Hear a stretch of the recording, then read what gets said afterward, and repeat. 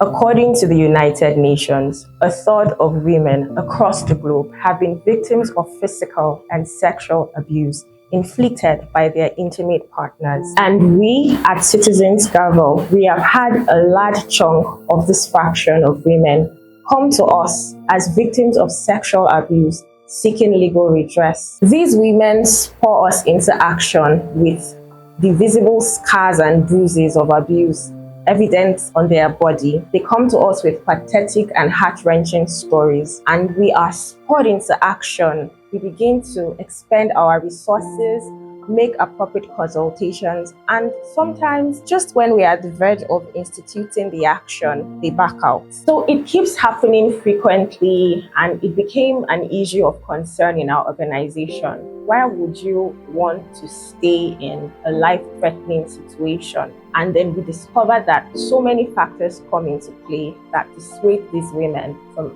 pursuing justice against these perpetrators. The first is their financial incapacitation. Some are just concerned about the stigma that comes with everybody knowing this is what I have been going through, this is what my children have been going through. Some other sects don't just have that emotional capacity to live.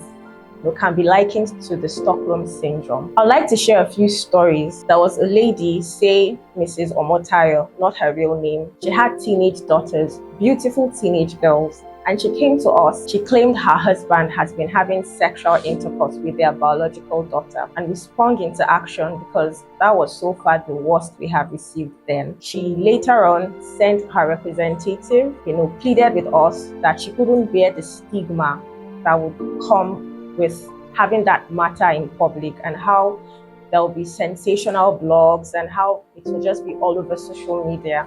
And so we had to halt the process because we couldn't cry more than the bereaved. We also have another lady, say Jane, from the eastern part of Nigeria. She was paralyzed with fear. Her husband threatened to kill her, and she forwarded the messages to us. And she pleaded with us to halt process for fear of losing her life. We, however, have a story that took an entirely different turn. Let's call her Amina. Amina was engaged to some guy, and during their relationship, they made lots of videos, pornographic videos.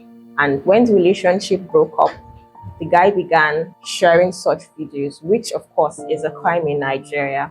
And Amina didn't take it lightly. She reached out to us, and she was seeking legal redress. We reached out to the guy and told him about the legal implications of his seemingly funny action.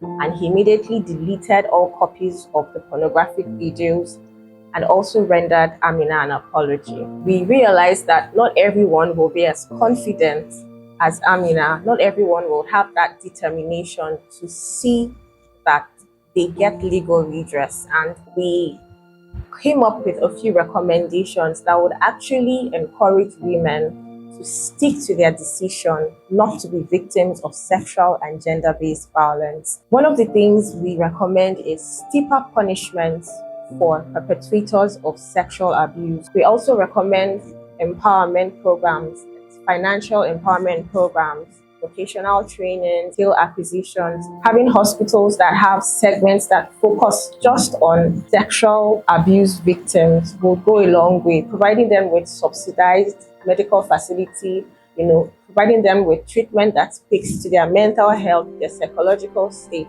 would also encourage these women to come out and get the healing that they need. We at Citizens Gavel are ever willing and ever ready to give a listening ear and a helping hand to victims of sexual and gender-based violence. We also partner with sister organizations and governmental institutions to not only provide legal support to these victims, but also welfare support, and we ensure that the perpetrators are duly brought to book. You can also access free legal advice through our artificial intelligence platform, Podus AI, through the number also displayed on the screen.